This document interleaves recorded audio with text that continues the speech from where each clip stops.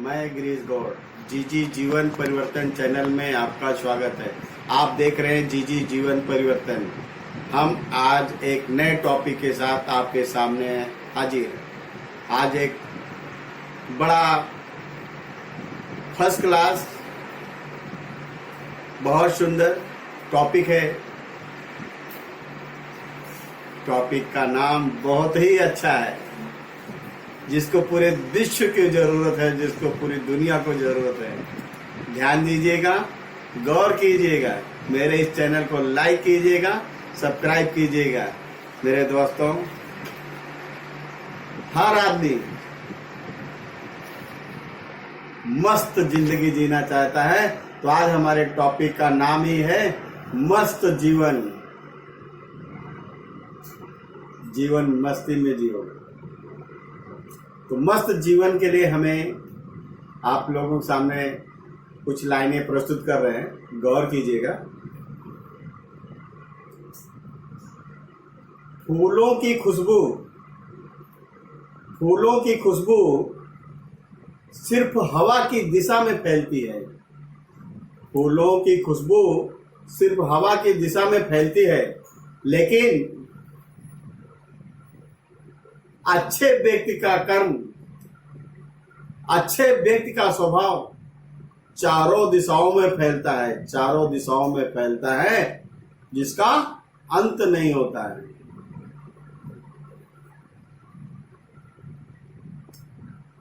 आपको ध्यान देने योग्य बात है कि हर आदमी के जीवन में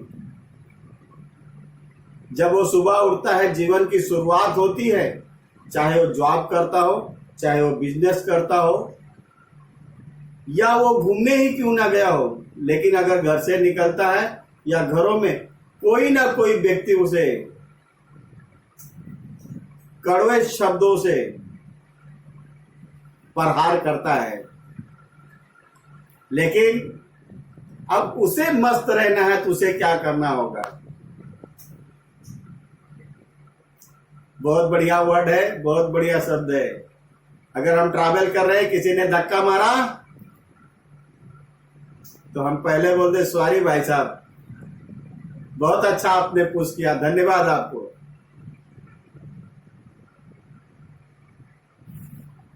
आपने उस बात को, उस शब्द को, उसके कड़वे शब्दों को अपने अंदर नहीं लेना है। जैसे आपने देखा कि अगर हम बॉडी में तेल लगा ले और उसके बाद जब पानी से नहाएंगे तो पानी ऑटोमेटिक बाहर चले जाएगा। सेम उसी प्रकार हमें अपनी अच्छाइयों को अपने साथ रखना है और बुराइयों को ऊपर से स्लिप हो जाने दो, कवर नहीं करना है। जैसे हम आपको बताना चाहेंगे, जीवन उसी का मस्त होगा, जीवन उसी का मस्त होगा जो स्वयं के कार्यों में व्यस्त होगा। जीवन उसी का मस्त होगा जो स्वयं के कार्यों में व्यस्त होगा, और परेशान वही होगा, और परेशान वही होगा जो दूसरे के कार्यों में त्रस्त होगा। लोग कहते हैं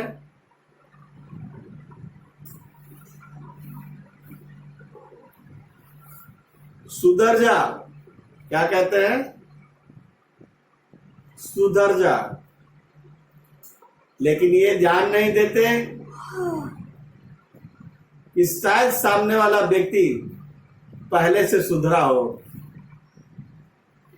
तो दुनिया दूसरे को सुधारने में लगी है, दुनिया दूसरे को सुधारने में लगी है, लेकिन खुद सुधरने का नाम नहीं लेती है। और जिस दिन से मेरे दोस्तों खुद हर व्यक्ति ये सोच ले कि मैं सुधर जाऊंगा, मैं सफल हो जाऊंगा, मैं अच्छा बोलूंगा, उस दिन से इस दुनिया में मेरा विश्वास है, मेरा चैलेंज है मेरे दोस्तों, अज्ञानी रहेंगे ही नहीं।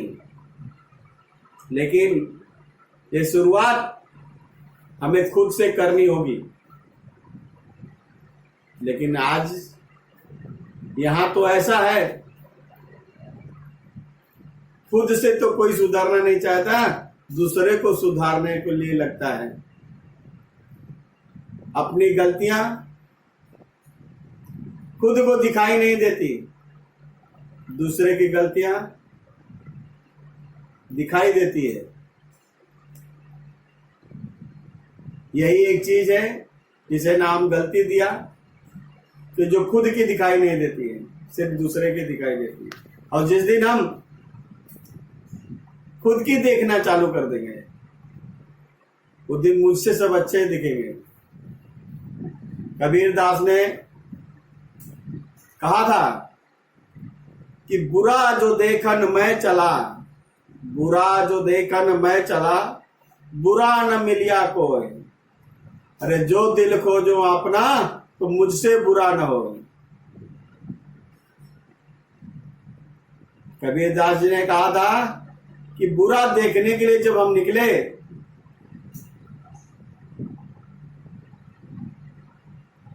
तो मुझे कोई बुरा मिला ही नहीं,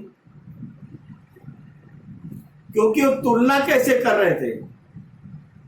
जब कोई व्यक्ति उन्हें सामने दिखाई दिया कि वो बुरा है या गलतियां कर रहा है, तो कबीर जी सोच लेते थे कि कहीं मैं इससे ज्यादा तो गलती नहीं किया, कहीं मैं इस व्यक्ति से ज्यादा बुरा तो नहीं हूं। इसीलिए उन्हें बुरा व्यक्ति अपने से ज्यादा बुरा नहीं दिखाई दे रहा था। और ये बात भी सत्य है, अगर मस्त जीवन जीना है तो किसी की बुराइयों में नहीं पड़ना है, अपनी अच्छाइयों में लगे रहो। खुद को इतना व्यस्त कर दो, खुद को इतना व्यस्त कर दो कि बुराई सुनने का और बुराई समझने का और बुराई करने का समय ही ना रहे। मेरे दोस्तों, कोई भी काम भले धीरे धीरे क्यों ना किया जाए, पर अगर प्रयास जारी है तो मेरा मानना भी निश्चित है कि उसको सफल होने से कोई नहीं रोक सकता और उसको मस्त जिंदगी जीने से कोई नहीं रोक सकता। एक नौकर एक सेठ की बात बताते हैं हम। सेठ बोला,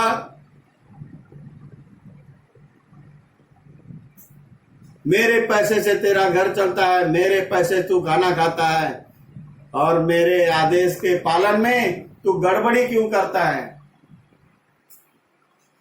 तुझे बुलाया था 10 बजे, तू आया 10:30 बजे। कहा, मालिक